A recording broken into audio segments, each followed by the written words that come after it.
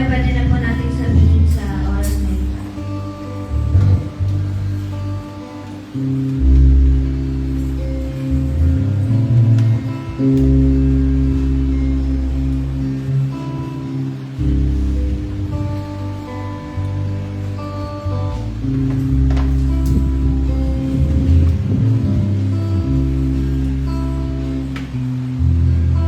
Panginoon, maraming salamat po sa umagang ito na muli pong pagising sa amin sa Lord. Maraming salamat, Panginoon, sa mga blessings na pinagkaloob niyo po, Jesus. Maraming salamat, Lord, sa pagpunta, Lord, ng bawat isa na sa iyo, Panginoon. At sa mga parating pa, Lord, na may ingatan niyo po sila, Panginoon. Panginoon, maraming salamat po, Lord, sa buhay na ibinigay niyo po sa amin. Maraming salamat, Lord, na nandyan kayo, Lord, upang ingatan kami, Panginoon, mahalin, Panginoon, kahit kami, Lord, ay may pagkukulang, Panginoon. Patawarin niyo kami, Lord, sa mga nagawa namin kasalanan na hindi karapat-dapat, Panginoon. At sinadya man, Lord, at hindi sinasadya, Panginoon, ay linisin niyo po kami, Panginoon. Maraming salamat, Lord, sa iyong banal na Espiritu, Lord, na makakasama namin sa umagang ito, Panginoon. Maraming salamat, Lord, sa mga angels, Panginoon, na makakasama namin, Panginoon, sa pagsamba sa umagang ito. Kayo po, Lord, ang mag-guide, Panginoon, at magawa ng karaway. In Jesus' name, tinatalihan po namin ito. Hallelujah, Panginoon. Kayo po, Lord, ang mag-usap sa bawat isa, Panginoon. Damhin po namin, Lord, ang mga mensahe ng aming nakantahin, Lord. Kayo po ang mangunang Jesus sa umaga ito. Sa iyo po ang pinakamataas at pupuri. Pasasalamat, Lord. In Jesus' name we pray.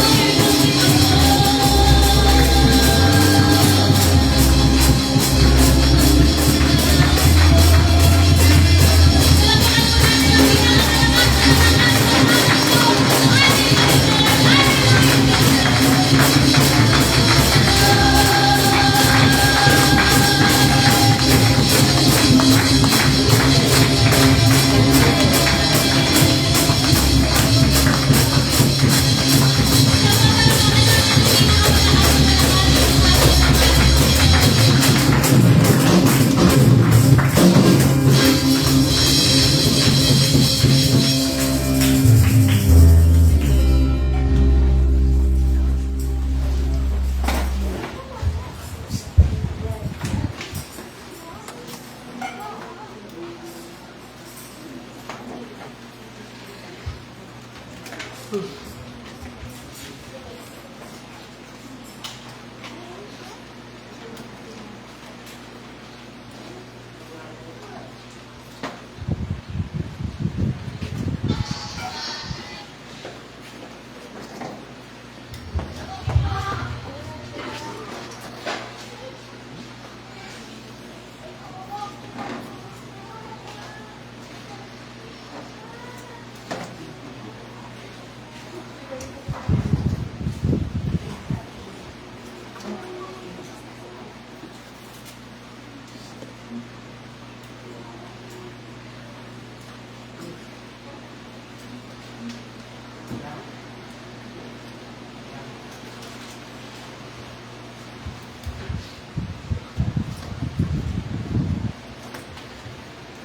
morning, mga kapatid. Kailangan ko lang sa labas. Ang ating mensahe ngayong umaga is napaka-importante. So, walang lalabas-labas hanggat hindi tapos ang mensahe ng Panginoon sa umaga nito. Amen? Okay, palakpakan na natin ang Panginoon. Sa papurihin ng Diyos, nakasurvive muli tayo sa buong isang linggo. At tayo ay nagtagumpay. Palakpakan natin ang Panginoon.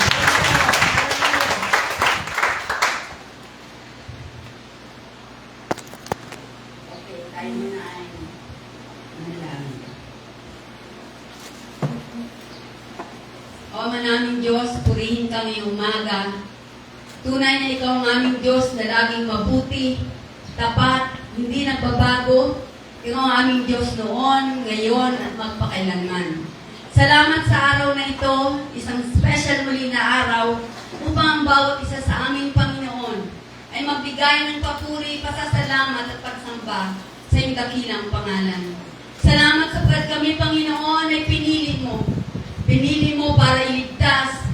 Pinili mo, Panginoon, para magbigay papuri sa iyong dakilang pangalan. Sa umagang ito, dalangin ko, Panginoon, ang patuloy na pagkilos ng iyong banal na Espiritu mula sa pulpitong ito, Panginoon, hanggang doon sa dulo ng building na ito.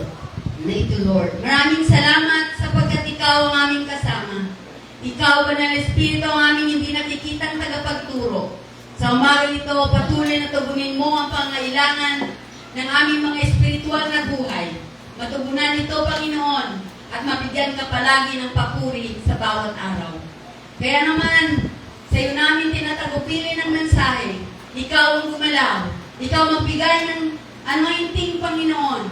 At patuloy na bigyan mo kami ng buhay, masigla, na puso sa pakikinig sa umaga nito. Purihin ka, nagilain ng pangalan sa pangalan ni Jesus. Amen. Pagpakaluin natin ang Panginoon. Alam niyo, ang Panginoon laging gusto niya ng pinapalakpakan.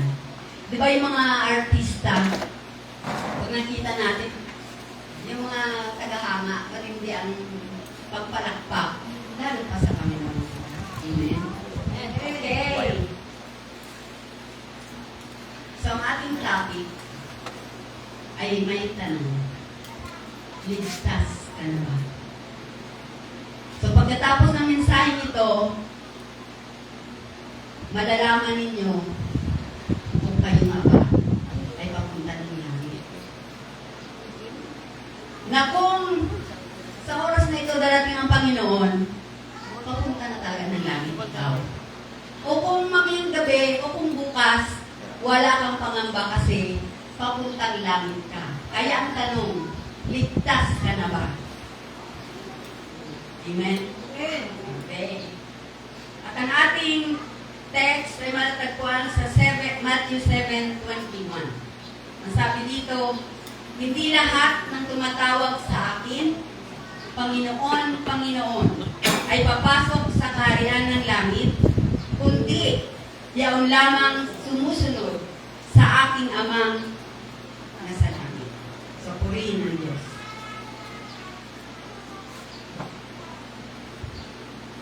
Alam niyo bang mayroong 2.4 billion na Kristiyano sa buong mundo.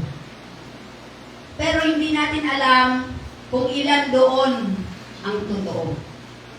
Kasi sabi ng Panginoon, siya ay nakatingin sa puso natin, hindi sa ating panlabas.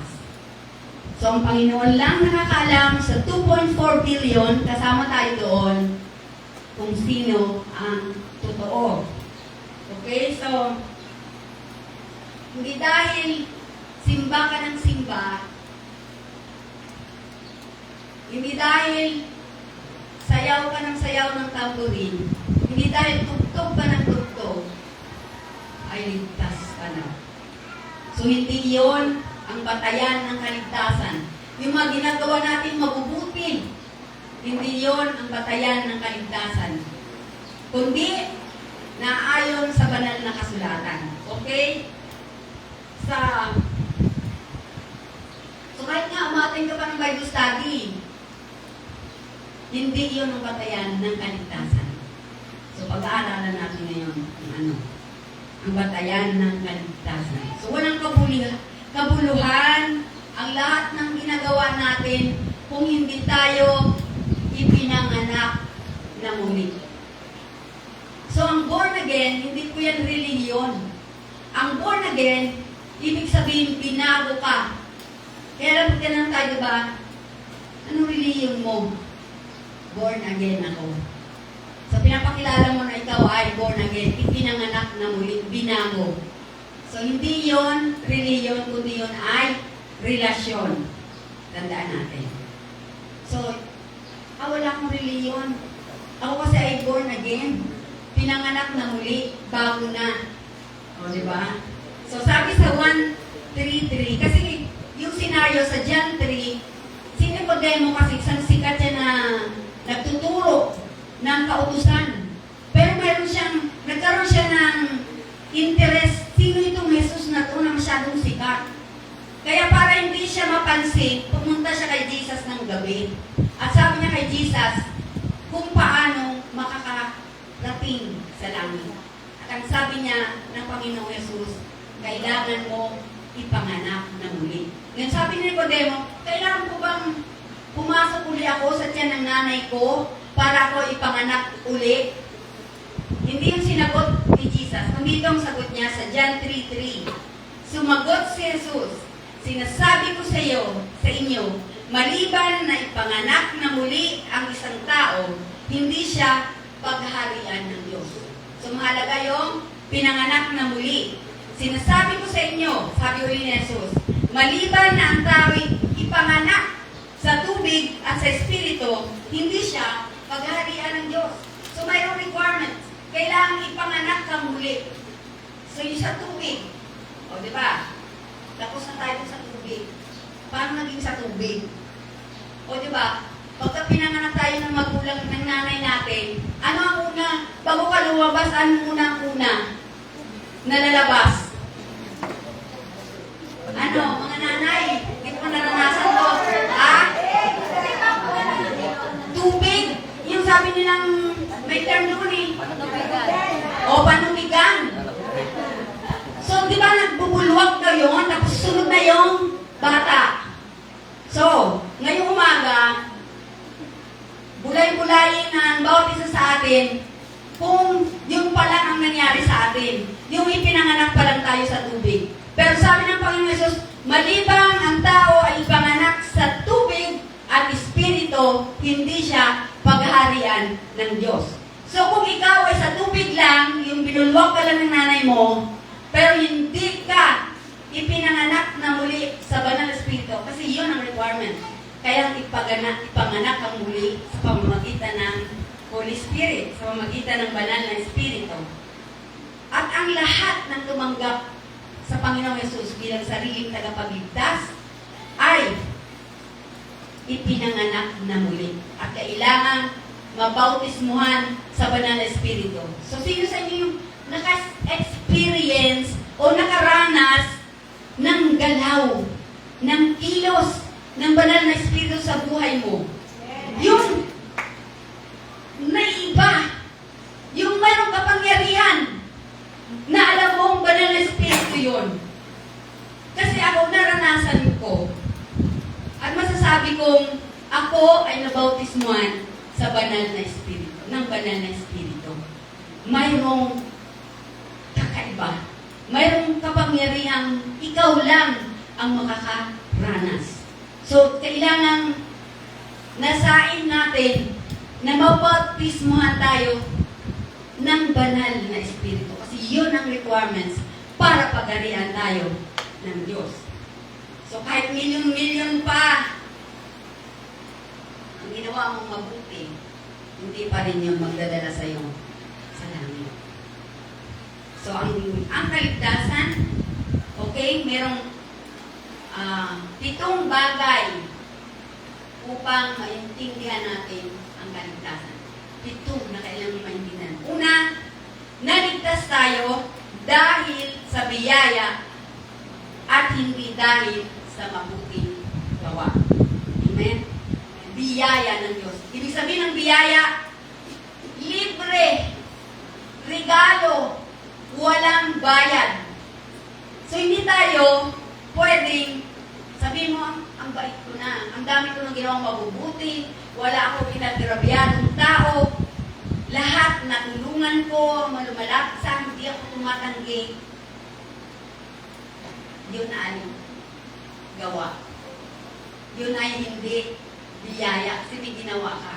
Pero itong kaligtasan na binibigay sa atin ng Panginoong Yesus ay libre. Sabi sa Efeso 2:8-9, dahil sa kagandahang loob ng Diyos o dahil sa biyaya ng Diyos ay naligtas kayo sa pamamagitan ng inyong pananalig kay Kristo. So nung nanalig tayo, sumampalataya tayo sa panahon sa Kristo, tinanggap natin siya bilang Panginoon at tagapagligtas. Ang sabi dito, tayo ay ligtas na. At ang kaligtasan nito ay kaloob ng Diyos, hindi mula sa inyo. Hindi mula sa paghirap mo. Hindi mula sa paggawa mo ng mabuti. Hindi mula kahit sa simbahan ka palagi. Pero hindi mo naranasan talaga yung banal na espiritu sa buhay mo. Kailangan maranasan natin mga kapatid. Yun kasi yung patunay na ikaw ay pinagharian ng Diyos. So sabi dito, hindi mula sa inyo, hindi ito dahil sa inyong mga gawa, kahit walang dapat ipagmalaki ang sinuman. So wala kang dapat ipagmalaki. At isa pa mga kapatid, kung sa mabuting gawa, pagsimba, Bible study, ang batayan ng kaligtasan, hindi na dapat pumunta si Jesus dito. Isang malaking insulto kung sasabihin mong maliligtas ka dahil mabuti kang tao, marami kang magagandang bagay na ginawa, hindi yun. Malaking insulto sa Diyos na yung kaligtasan mo ay ibabase mo sa iyong mabuting gawa. Ang kaligtasan ay regalo. Ang requirement, manalig, manampalataya, maniwala, magtiwala sa Panginoong Jesucristo. Maniwala ka na na si Kristo lamang ang pwedeng magligtas sa iyo. Kasi mayroong mga katuruan na si Jesus plus gawa equals kaligtasan. Mali. Yan ay turo ng kaaway. Kaya may mga grupo na gawa silang gawa. Kasi para sa kanila, yun ang paraan ng kaligtasan. Pero mali. Jesus plus buting gawa equals kaligtasan. Mali. No, hindi yun ang kalooban ng Diyos. Ang sabi nga sa Galatia 1:8-9, maging kami o isang anghel man mula sa langit ang mangaral sa inyo ng iba kaysa mabuting balita ipinangaral namin, pakasumpain siya. So kahit anghel pa daw ang mag-ngaral sa inyo, kung hindi ito yung mabuting balita, ano ba ang mabuting balita? Sabi dito, ang mabuting balita, mga kapatid, sabihan, ano kaya ang gospel o mabuting balita? Ang mabuting balita ay si Jesus. Si Jesus, ang mabuting balita, namatay sa krus para tayo mapatawad sa kasalanan, inilibing, at nabuhay na muli. Yan ang mabuting balita, wala ng iba. So may magturo sa inyo maliban kay Jesus na siya ang mabuting balita o nagligtas sa atin sa pamagitan ng kanyang kamatayan, pagkalibing at pagkabuhay na muli. Pagka may ibang turo, hindi iyon ang totoong mabuting balita. So tandaan natin na hindi tayo maluloko. Kasi ngayong mga panahon ito, ang dami na, ayon sa prophecy, sa banal na kasulatan, marami ang lalabas ng mga maling aral. Kaya mag-ingat tayo, lagi nating tandaan, kung hindi si Jesus ang pinapangaral, huwag natin papakinggan. O kung si Jesus man pinapangaral, pero iba. Kung ang pangaral kay Jesus ay tao lang, kung ang pangaral kay Jesus ay propeta lang, hindi yun. Si Jesus, ang totoong mabuting balita, namatay, nilibing, at nabuhay na muli. Kaya tayo na kanyang mga tinubos, pinatawad, ang katotohanan at ang apruweba na tayo talaga pinatawad, na kung ano nangyari kay Jesus, yun rin ang mangyayari sa atin. Siya ay namatay at muling nabuhay. Ibig sabihin, ganun din ang mangyayari sa atin. Mamatay man tayo, muli tayong mabubuhay. Palakpakan natin. Okay. So, ang tunay na ligtas. So, number 1, ang kaligtasan ay hindi sa pamamagitan ng gawa, kundi sa pamamagitan ng pananampalataya, paniniwala sa Panginoon sa Kristo. Maliban dyan, wala nang iba pa. Ang pangalawa, ang tunay na ligtas. Kung tunay kang ligtas, sa pamamagitan ng pananampalataya mo kay Kristo, ay magbubunga ka ng mabuting gawa. So yung mabuting gawa pala, ay bunga lang ng iyong kaligtasan. Hindi yun ang dahilan para ikaw ay maligtas. So isang taong binago ng Diyos, sa ayaw at sa gusto niya, gagawa siya ng mabuti. Yun kasi ang lalabas sa puso mo, sa isip mo, ang paggawa ng mabuti. Sabi dito kasi, sa Santiago 2:19, sumasampalataya ka sa isang Diyos, hindi ba? Mabuti yan. Ang mga demonyo man ay sumasampalataya rin at nangangatal pa. So, kung sumasampalataya ka lang na wala kang bunga, hindi pa rin yun ang katunayan ng iyong kaligtasan. Kailangan talaga may pagbabago. May pagbabago sa buhay. Makikita sa bahay nyo na ikaw ay nagbago. Makikita ang mga kaibigan mo na iba ka na. Yun ang born again. Nagbago ng buhay. Nagbago ng ugali. Nagbago ng pananalita. Nagbago ng kilos. Iba ka na makikita nila. Yun ang bunga na ikaw ay ligtas. So, ang ligtas na tao, ang bunga ay mabuting gawa. Hindi mabuting gawa para maligtas. Naintindihan nyo? Mabuting gawa ay bunga lamang. Okay? So, dahil ang kaligtasan natin ay biyaya at libre, huwag nating abusuhin. Ayon doon sa Roma 6:1 hanggang 2, ano ngayon ang sasabihin natin? Patuloy ba tayong magkakasala upang sumagana sa atin ang kagandahang loob ng Diyos? Hindi. Tayo patay na sa kasalanan. Kaya hindi na tayo dapat namuhay sa pagkakasala. O kasi libre naman ang kaligtasan, siguro, isipin natin, magkasala ako. Pag lumapit naman ako sa Diyos, papatawarin niya naman ako, tsaka ililigtas niya naman ako. Hindi yun. Kapag ikaw ay ligtas, isa sa katunayan doon, bagamat hindi pa tayo perfecto, bagamat nagkakasala pa rin tayo, pero hindi natin yun sinasadya. Diba?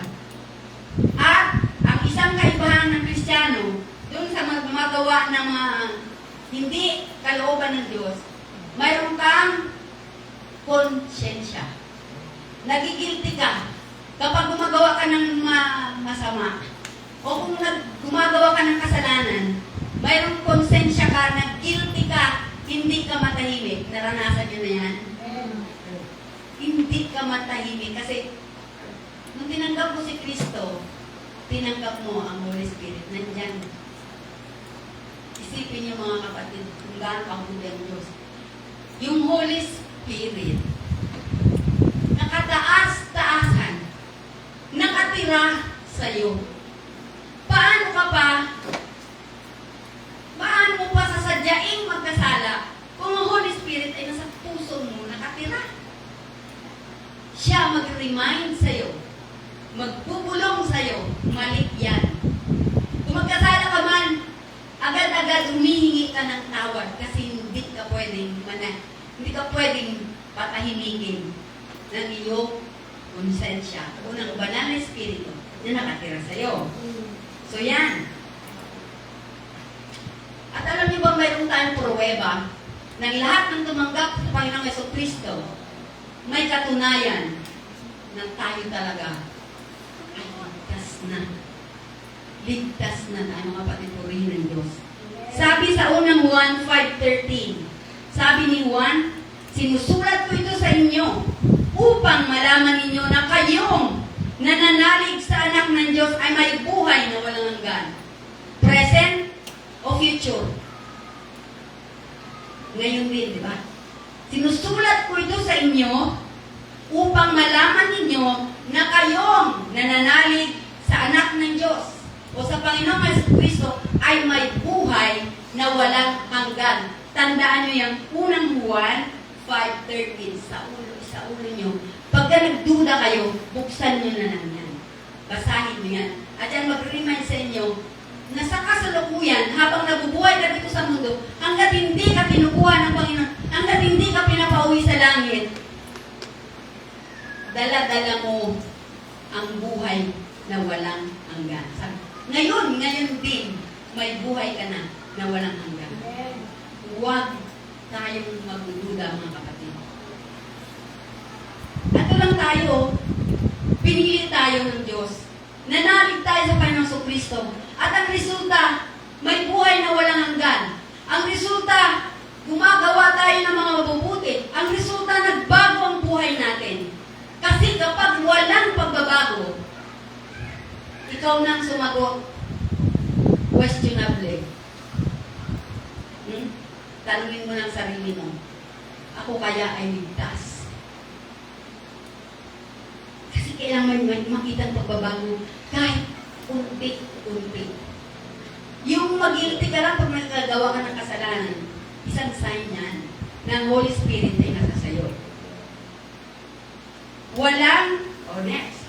Ito pa yung assurance na kapag tayo ay ligtas na at nanalig sa Panginoong Jesucristo, eto, walang makapaghiwalay sa atin sa pag-ibig ng Diyos.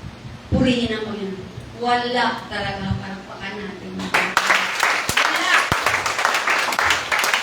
Sabi sa Roma 8:8-39, sapagkat natitiyak kong ang kamatayan, okay? Pag ikaw ay namatay, kapag ligtas ka, walang problema. Lilipat ka lang mula sa lupa, papuntang langit. Ibang saya? Ang saya niyan.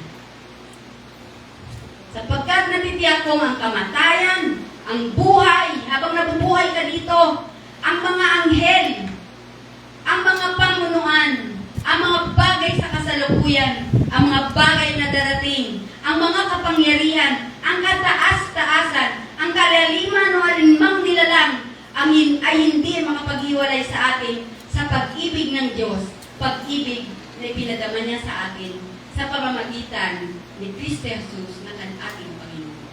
So, ano man nangyayari sa mundo, pagkat ligtas ka na, mayroon pang assurance ng pag-ibig ng Diyos ay nasa sayo.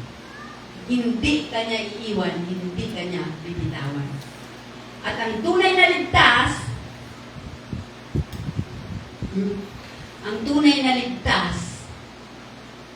hindi pwedeng hindi ka sasamba. Hindi pwedeng hindi ka manalangin. Hindi pwedeng hindi ka magbasa ng banal na kasulatan. Iyan ang mga pagbabagong gagawin ng Diyos sa buhay mo na dapat natin gawin. Nagsisimba tayo, bakit? ang ligtas na tao. Masaya, buong lakas pag pumalakpak. Bakit? Kasi nagre-rejoice ka na ikaw ay ligtas. So makikita sa iyong mga kilos at galaw, sa papupuri na lang kaagad, makikita ako ay ligtas. Ano pa? So anumang bagay ay hindi pwedeng maghiwalay sa atin, kapaghiwalay sa atin sa Panginoon. Hindi makapagliligtas ang mabuting gawa, ngunit ito ang katunayan na tayo ligtas. So proof of salvation, pruweba, katunayan na tayo ay ligtas kapag tayo ay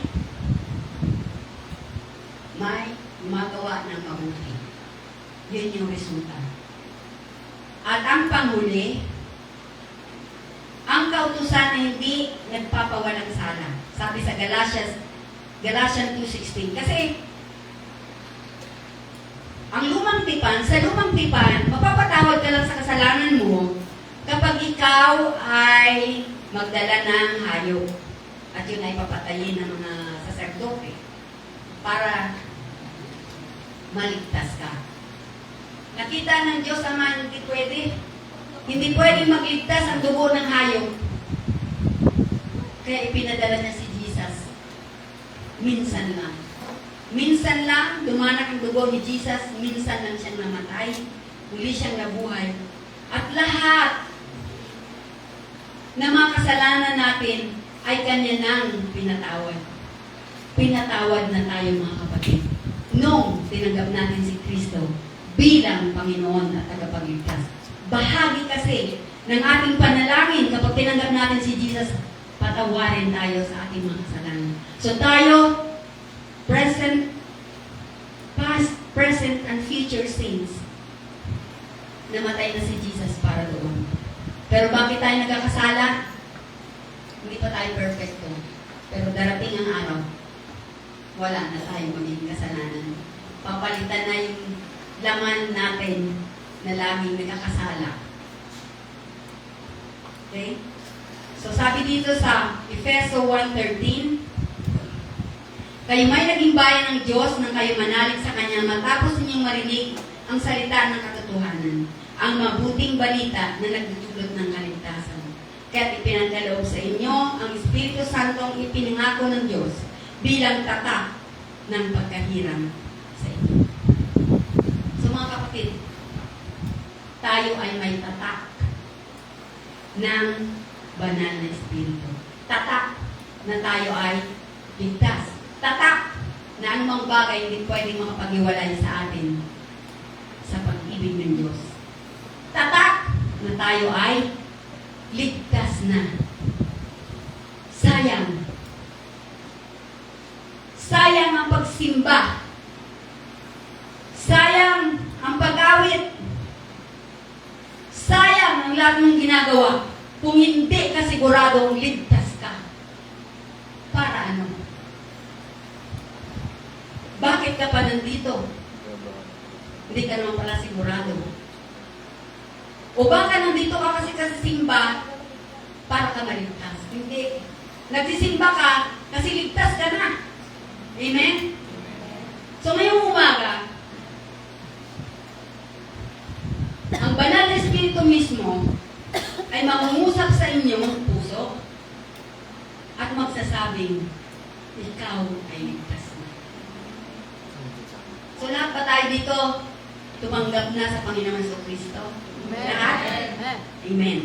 So lahat na nandito ngayon ay ligtas na. Amen. Tingnan ko. Dapat tayo magsaya, mag-celebrate ang mga miyembro ng Bubog Christian Fellowship ay ligtas na.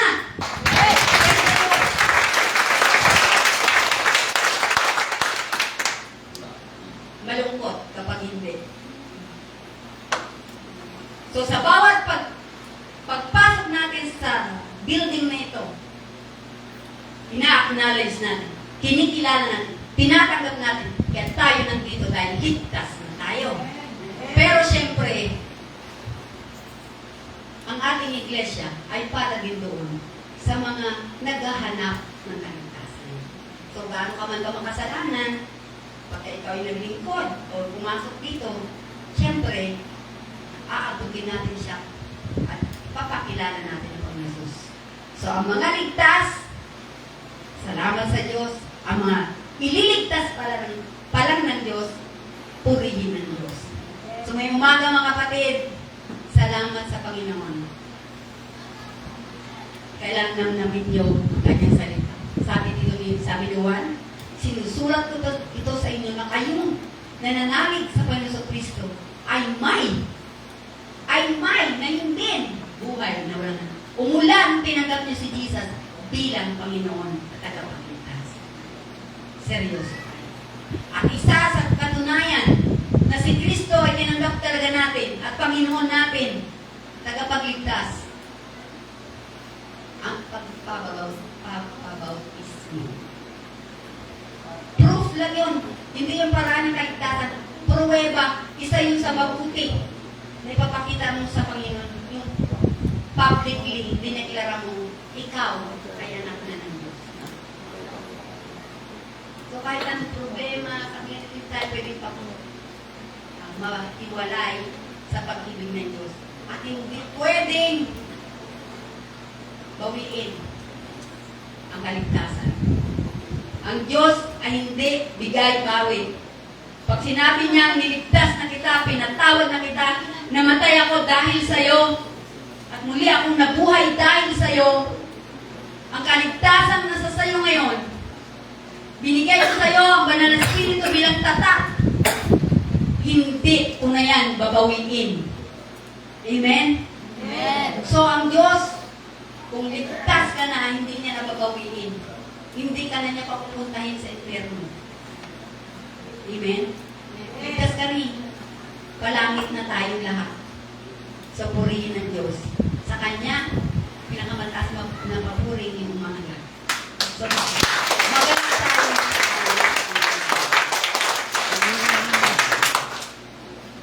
So, tayo tumayo para sa ating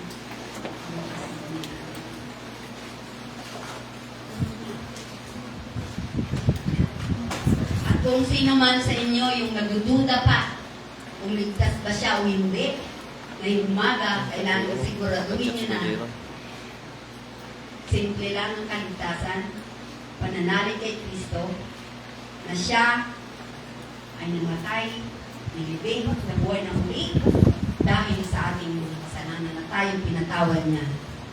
Kaya tayo ay ligtas na. Okay, sabi manalangin. O Ama naming Diyos, kami po ay lubos na nagpapasalamat dahil ngayong umaga, pinatunayan mo sa iyong mga anak na kaming tumanggap at nanalig sa aming Panginoon Kristo bilang Panginoon at tagapagligtas ay tunay nang natanggap namin ang pangako mo na kami ay ligtas na. Ang requirement ng Panginoon ay pagtanggap sa iyo. Pag-amin na ang mga kasalanan na hindi namin kaya iligtas sa aming mga sarili, kundi kailangan ka namin, Panginoong Jesus, para kami ay patawarin at iligtas. So sa umagang ito, Lord, hinihiling ko sa pamamagitan ng kapangyarihan ng banal na Espiritu. Pakiunat mo po ay mapagpalang kamay sa bawat isa sa amin at bigyan mo kami ng assurance, ng kasiguraduhan, Panginoon, ng aming paglilingkod ay hindi masasayang sapagkat kami ay ligtas na. Lagi mo pong ipaalala yan sa amin kung kami ay nagdududa. Lagi mo ipaalala na kami ay ligtas na. Hindi kami dapat magduda. So maraming salamat ngayong umaga, Panginoon. Muli mo pinatunayan na kami ay mga pinili mo, na kami ay mga ligtas na. Maraming salamat. Pagpalain mo ang iyong mga salita na niyahiyag sa umaga nito. Salamat sa iyong kapangyarihan. Salamat, Panginoon, sa iyong presensya sa aming kalagitnaan. Salamat sa paggalaw mo sa puso ng bawat isa sa amin. Salamat sa pangungusap mo at pagbibigay mo sa amin ng kasiguraduhan na walang makapag-iwalay sa amin sa pag-ibig mo. Patuloy mo kaming hahawakan. Patuloy mo kaming bibigyan ng lakas upang malabanan na ng mga pagsubok na pwede naming maranasan, Panginoon. Salamat sapagat pagtatagumpayin mo kami hanggang sa huli. Pagtatagumpayin mo kami hanggang sa pagdala mo sa amin dyan sa iyong arian. So Lord, sa iyo lahat ang pinakamataas na papuri, pagsamba at pasasalamat sa umagang ito sa dakilang pangalan po ng aming Panginoon sa Kristo. Amen.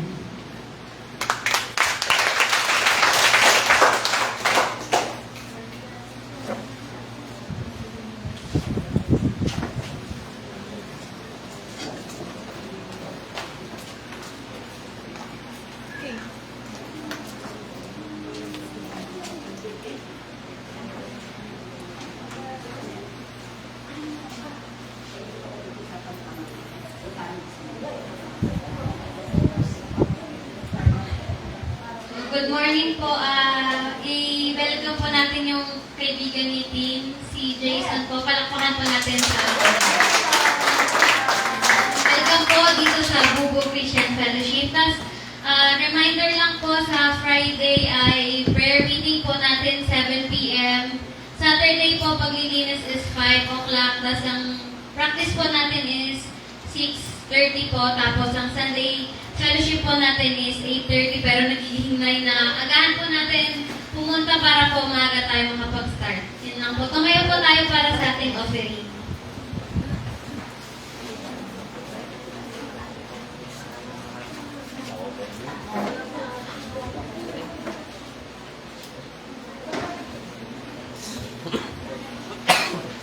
Sabay-sabay po natin basahin yung verse natin. Awit 26 verse 1. Pinagpalang dumarating sa pangalan ni Yahweh. Magmula sa templo, mga pagkalat na niya tatanggapin. Panginoon.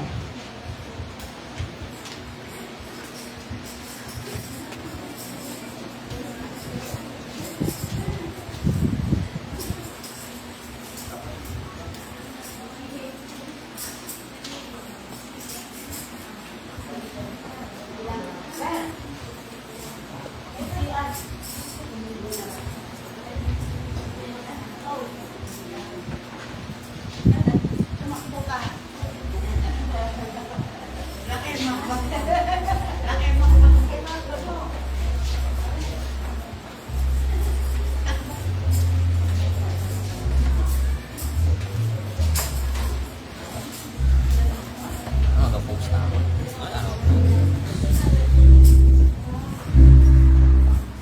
Tayo po magbigay sa Panginoon sa oras na to.